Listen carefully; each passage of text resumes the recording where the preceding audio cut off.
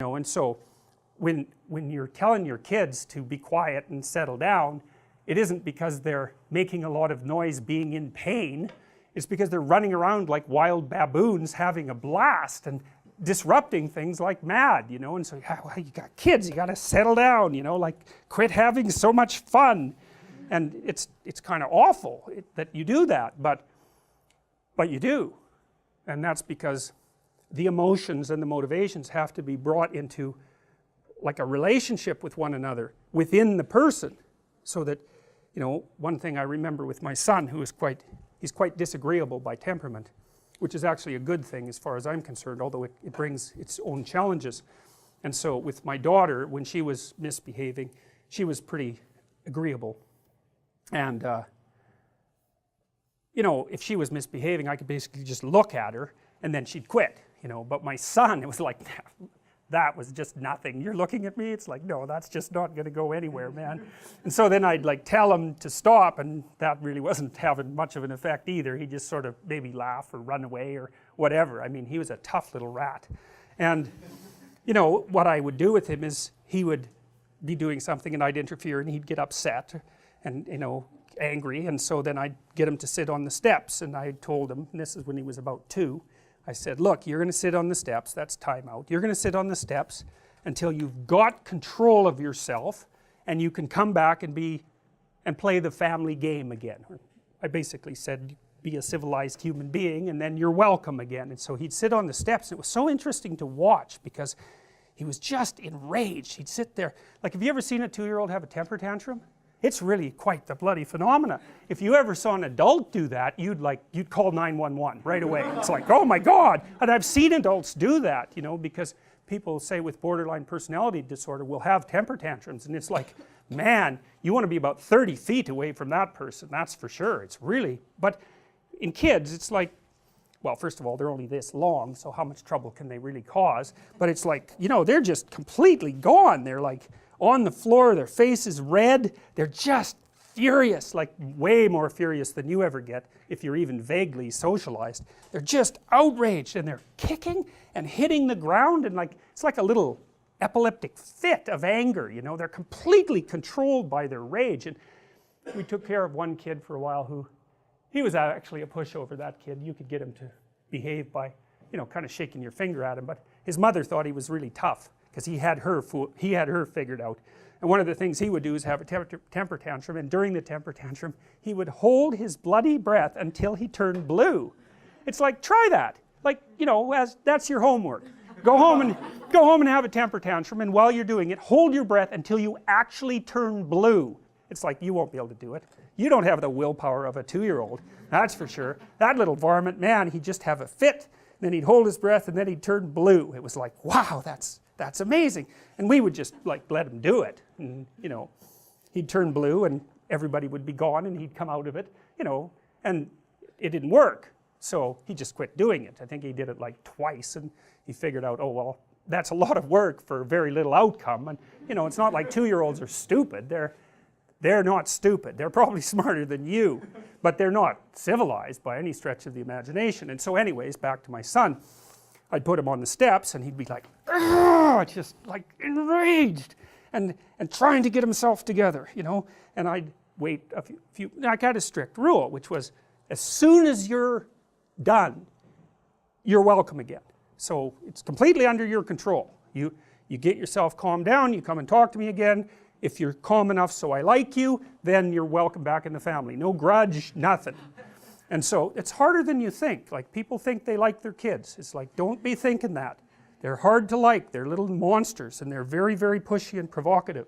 And so lots of parents do not like their children, and they do terrible things to them their whole life. So it's no joke, and it's very common. And that was Freud's observation, fundamental observation, that a lot of psychopathology is rooted in the family, and you can be sure of that. And when you hear about some mother who's done something terrible to her child, which happens reasonably frequently, you know perfectly well that she has a very terrible capacity to discipline. The child's just provoked her and provoked her and provoked her and provoked her and provoked her, and it just happens to be a day where her new boyfriend left and she's quite hungover and she got fired, and it's like, that's the wrong day to provoke her. and then she does something that is not good, and you read about it and you think, well, how could that happen? How could anyone do that? Well, that's how they do it. And so, and kids are very provocative, just like little chimps. Chimps will, the adolescents will like throw little pebbles and sticks at the sleeping larger males and bug them, and that teasing, which it is, that teasing turns into full-fledged dominance challenge behavior once the adolescent males get big enough to do it. And so when you're being provoked by a child, which they provoke you all the time, they're trying to figure out, well, just where are you exactly? What happens if I do this? What happens if I do this? You know, and how else are they going to figure it out? Anyways, he'd sit on the steps and he's just enraged and trying to control himself, and I'd watch that, and then, you know, I'd come back after about 2 minutes or whatever, and he'd still be, Arr! I'd say, well, you know, have you got yourself under control? Are you ready to get off the steps? He'd go, no, not yet! And then, you know, he'd get himself under control, and then he'd come back, and, you know, he'd be contrite, and then I would like him right away, you know, because you got to watch that, you know, because you don't like being dominated by a 2-year-old. No one does. And so if the child hasn't mastered himself and started to act in accordance with the prevailing social norms, you won't like them. Well, you think, oh yeah, I will, because, you know, I'm a good person. It's like, no, you won't, and no, you're not a good person, so don't be thinking about that at all. It's just not true. So when he was contrite, then he'd come, and then, you know, we'd just go on like nothing had happened, because that's what you want to do, right? As soon as you get compliance, especially if the compliance is in the best interest of the child, you want to reward it instantly, right? That's the right thing to do, because so then, and you could just see him gaining control over himself. And so really what was happening is in his mind, in his brain, we'll say, there was a war between the psyche, the ego, that was starting to become integrated, you know, and starting to become a continuous person, an identity. And it's fragile in 2-year-olds, and it can be disrupted all the time, and it is. That's why they're so hyper emotional. It's fragile, that little ego, and it doesn't have a lot of power. And so what you want to do is reward it when it wins. You know, it's when he gets control over the underlying motivations, you want to say, hey, good work, man, good work, kid, you did it, you know, you got yourself under control, way to be. And the kid's really happy about that, because it's actually not that much fun to have a temper tantrum. It's exhausting, you know, it takes you over. Question? Yeah, can you give an example of what you would reward him with? Oh, just a pat on the head, or, you know, that's good, or kind word, you know, or whatever. Notice it. Yeah, notice it, pay attention, that's it, pay attention. And that's it's a great thing to know with people, like in your relationships. Here's the key to a good relationship. It's not the only one, but watch your person carefully, carefully, carefully. And whenever they do something that you would like them to do more of, tell them that that was really good, and mean it. And it's not manipulative, because if it's manipulative, it won't work. It's like you have to say, wow, I'm so glad you did that, and you have to be precise.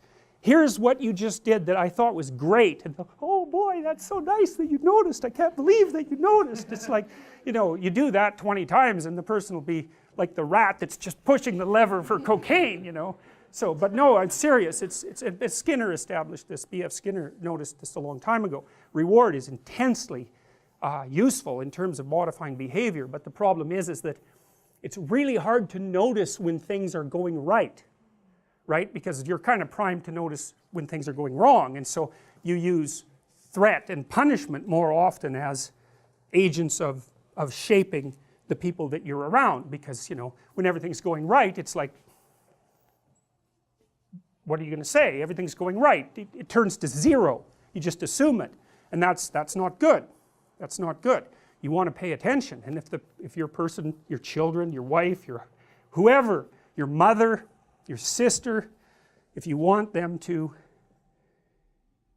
rectify your relationships with them, and I'm not saying to do this in a manipulative way, it won't work, but if they do something that's promoting harmony and peace and goodwill, it's like, attend to it, tell them that you noticed. It's like, it's so useful, and you have to get rid of your grudges and your resentment to do that, right? Because you're kind of mad at your sister, and then you notice she does something good, you think, there's no goddamn way I'm going to reward her for that, so you ignore her when she does something good. It's like, that's brilliant, that is, because then you've just punished her for doing what you want, and people do that with their kids all the time.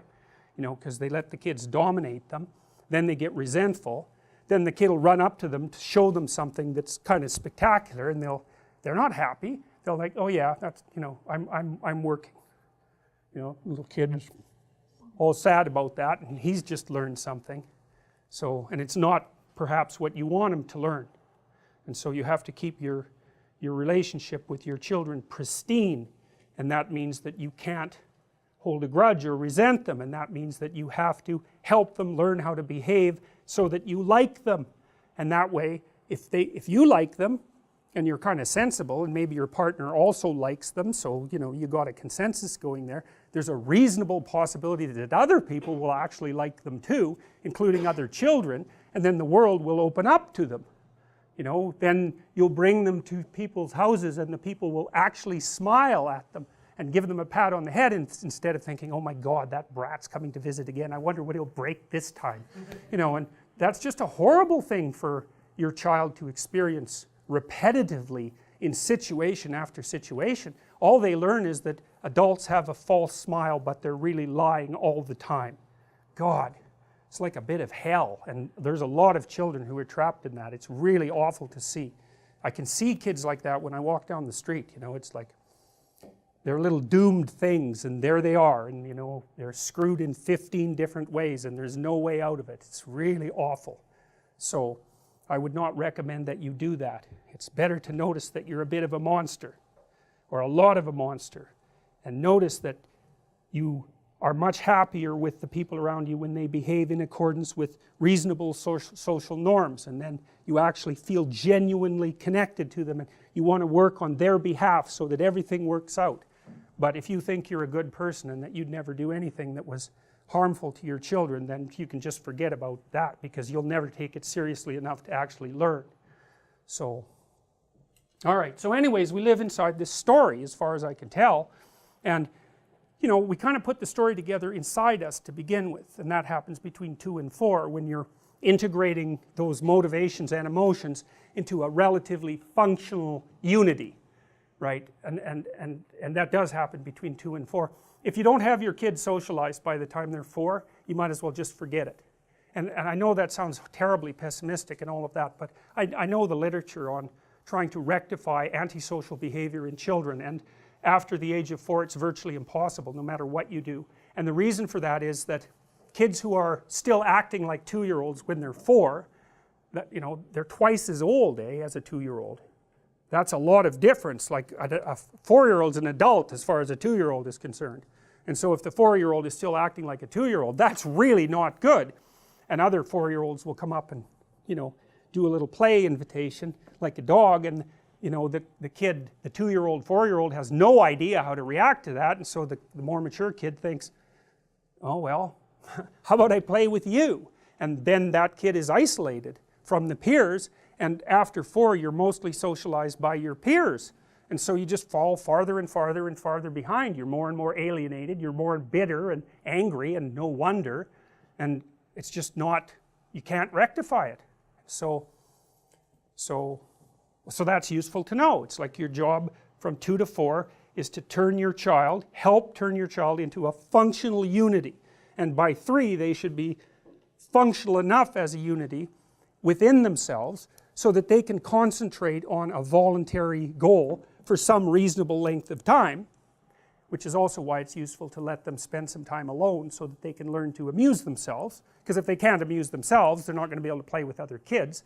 And then by 3 they're sorted together enough so if another 3-year-old comes along they can at least play in parallel, and may also be able to start playing a cooperative game. And so that's often a fantasy game, you know, pretend. And so what the kids will do, sometimes they mediate it verbally, but sometimes it's more acted out. It's a combination of the two. They'll assign each other roles.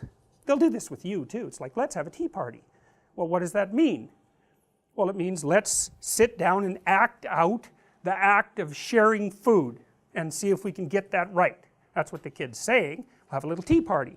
You know, it's very important because human beings share food. Like, this is a major thing to get right, man.